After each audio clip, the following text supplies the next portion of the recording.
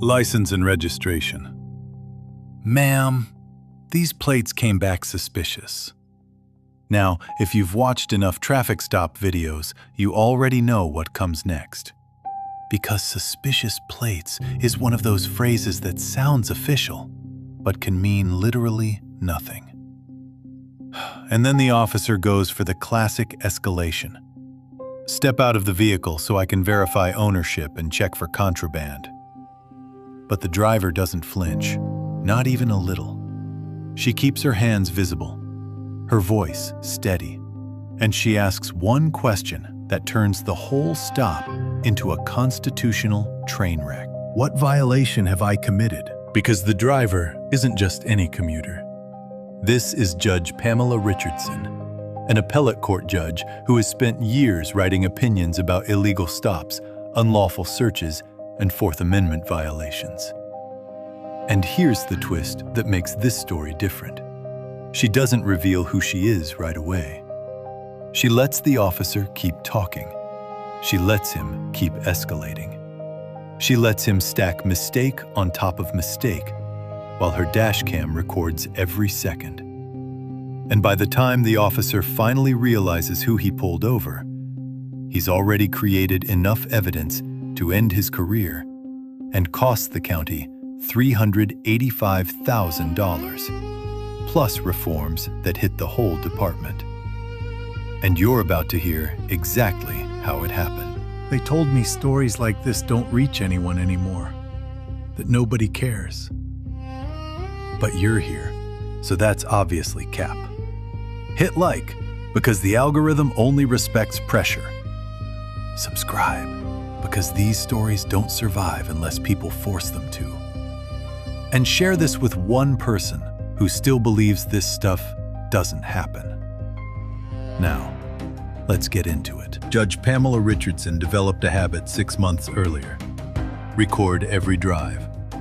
Front camera, rear camera, high definition, always on when the engine runs. Not because she wanted content, not because she was paranoid, because she'd heard too many stories that all end the same way. No video, no proof. Officer's word wins. And the person who got stopped? They're just expected to swallow it. Pamela isn't new to the legal system. She's been on the Missouri Court of Appeals for 8 years. Before that, 8 years as a circuit court judge handling criminal cases. Before that, 12 years as a prosecutor. Her entire adult life has been the law. Procedure, evidence, constitutional rights, what police can do, what they can't do, and what courts are supposed to do when those boundaries get crossed. And she's known for something specific. She takes Fourth Amendment issues seriously. Illegal stops, unlawful searches, pretext-based policing. She's reversed convictions because officers didn't have reasonable suspicion. So the irony is brutal. The same type of stop she's ruled against in writing is about to happen to her in real life. On a Tuesday morning in March 2024, she's driving east on Highway 70 near Kansas City. She's headed to the courthouse for oral arguments in 3 appellate cases. She's in a 2022 Honda Accord, properly registered, current tags, no mechanical issues. She's wearing a navy suit, white blouse, pearl earrings, hair pulled back. Professional. She's not speeding. She's driving 68 in a 70 zone. She signals. She maintains distance. She's doing everything right. There's no legitimate reason to pull her over. And then, at 8:14 a.m., Officer Travis Holbrook lights her up. Pamela does what a lot of black parents teach their kids, because survival is a curriculum in America.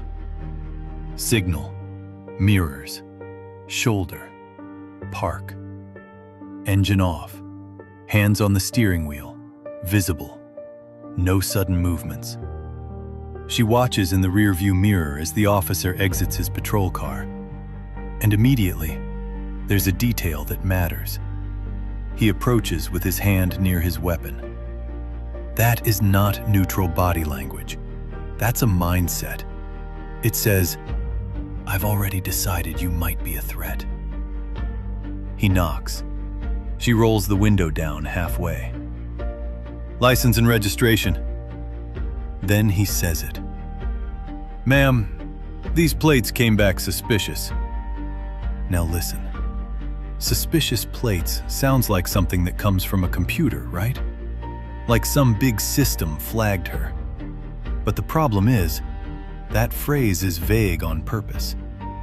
It's the kind of thing you say when you want the person to stop asking questions. Pamela stays calm. "Suspicious? How? These are standard Missouri plates registered to this vehicle." She announces her movements. She's careful. "I'm reaching for my wallet and my purse on the passenger seat.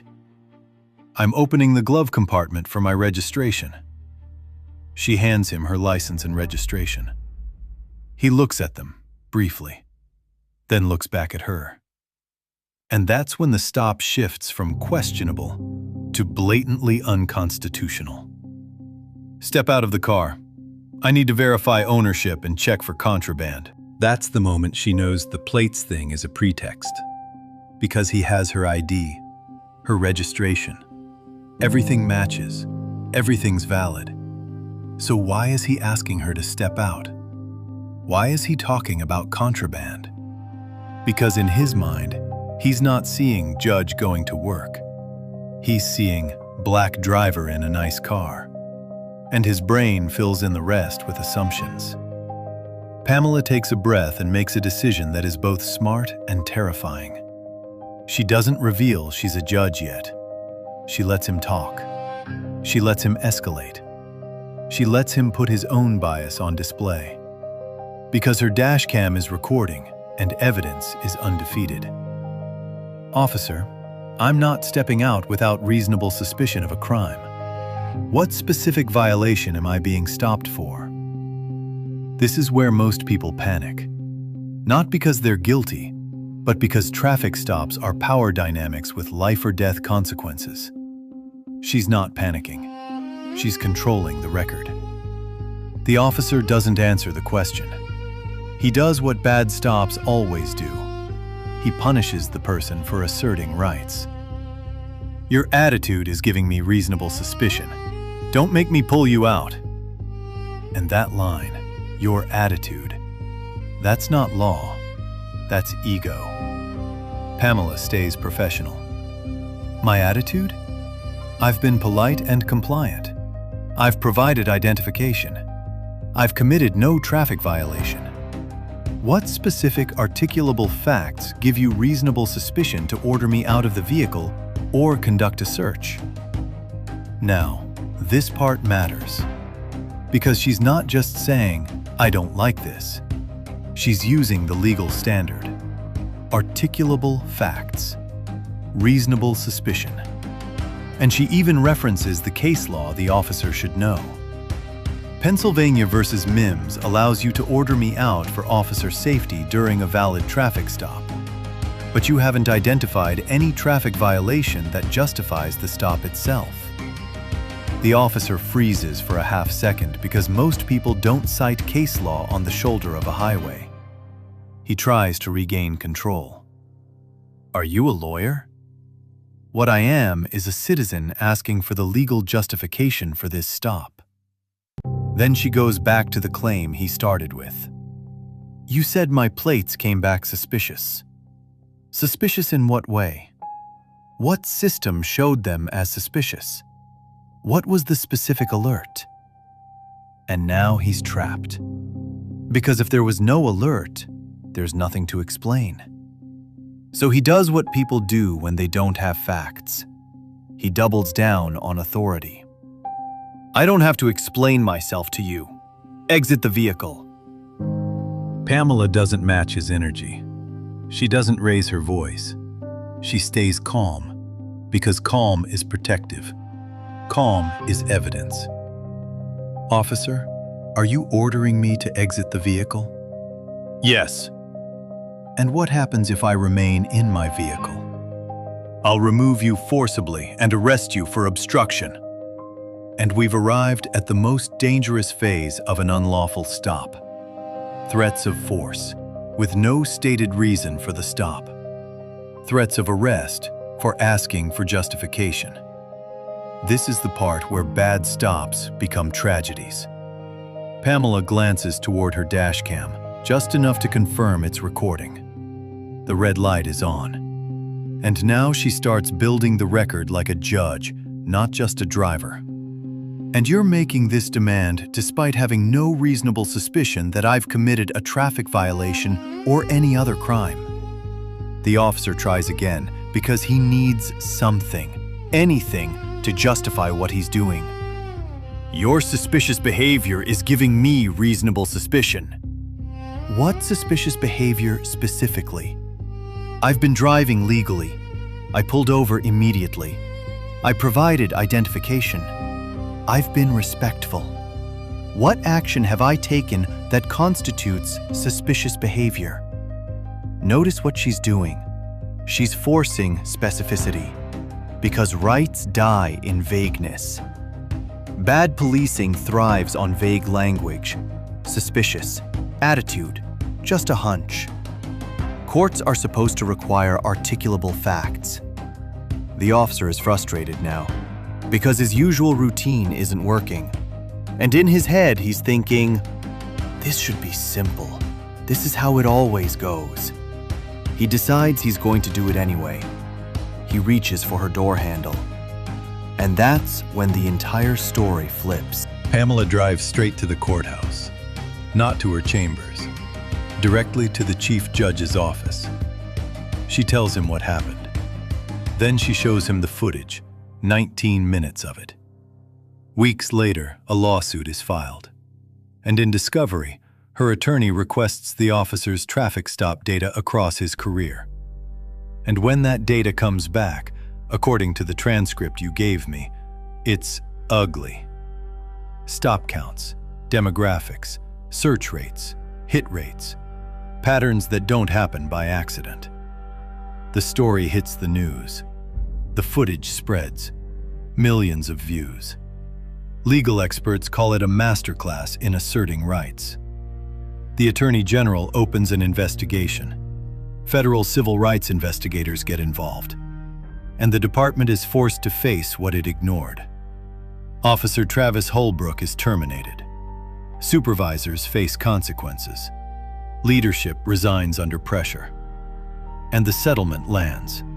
$385,000 plus mandatory reforms. Documented articulable facts for every stop. Monthly analysis for disparities. Independent civilian oversight. Dash cams, training, monitoring. And Judge Richardson donates the money to legal aid because accountability was the point, not profit. Pamela announces her movement again because she's still being careful. She pulls out her judicial credentials, official ID with the state seal. She holds it up so he can see it. His confidence is gone. Now she asks the question again, the one he refused to answer from the beginning. I'm going to ask you one more time. What specific violation of law or traffic code am I being stopped for? The plates. I thought they looked suspicious. Suspicious based on what? What did the DMV system show when you ran them? It showed they were registered to you at your address, current and valid. So nothing suspicious? No, ma'am, Your Honor. And that's the confession, whether he realizes it or not. The stop lacked reasonable suspicion from the beginning. And when she asked for justification, instead of correcting himself and ending the stop, he escalated. Threatened force, threatened arrest, invented attitude and suspicious behavior as legal reasons. Pamela pins him to the facts. Then this stop lacked reasonable suspicion. And when I asked for justification, you escalated. You threatened to forcibly remove me. You fabricated a basis for a search. Then she asks the question that hits like a hammer. How many times have you done this before? He doesn't answer, because what can he say? She keeps it professional.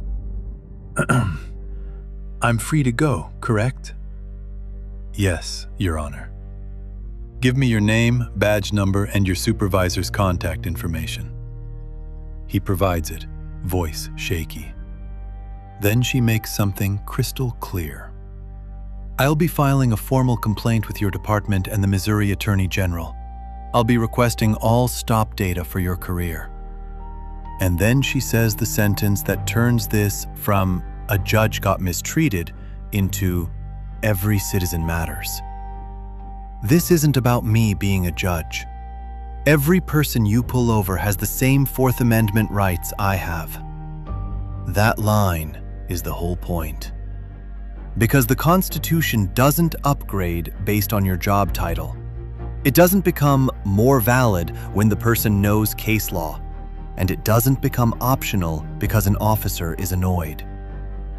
Most people don't know how to challenge a stop like this, or they're too scared to try, or they don't have cameras. That doesn't make the violation less real. It just makes it easier to get away with. Pamela rolls up her window, starts her car, and drives away. The officer stands there watching, knowing his career just hit a wall. Pamela drives straight to the courthouse, not to her chambers, directly to the chief judge's office. She tells him what happened. Then she shows him the footage, 19 minutes of it. Weeks later, a lawsuit is filed. And in discovery, her attorney requests the officer's traffic stop data across his career. And when that data comes back, according to the transcript you gave me, it's ugly. Stop counts, demographics, search rates, hit rates, patterns that don't happen by accident. The story hits the news. The footage spreads. Millions of views. Legal experts call it a masterclass in asserting rights. The Attorney General opens an investigation. Federal civil rights investigators get involved. And the department is forced to face what it ignored. Officer Travis Holbrook is terminated. Supervisors face consequences. Leadership resigns under pressure. And the settlement lands. $385,000 plus mandatory reforms. Documented articulable facts for every stop. Monthly analysis for disparities. Independent civilian oversight. Dash cams, training, monitoring. And Judge Richardson donates the money to legal aid, because accountability was the point, not profit. 2 years later, Judge Richardson is still on the bench, still writing opinions on Fourth Amendment law, still doing the job, case by case, trying to bend the system back toward what it claims to be.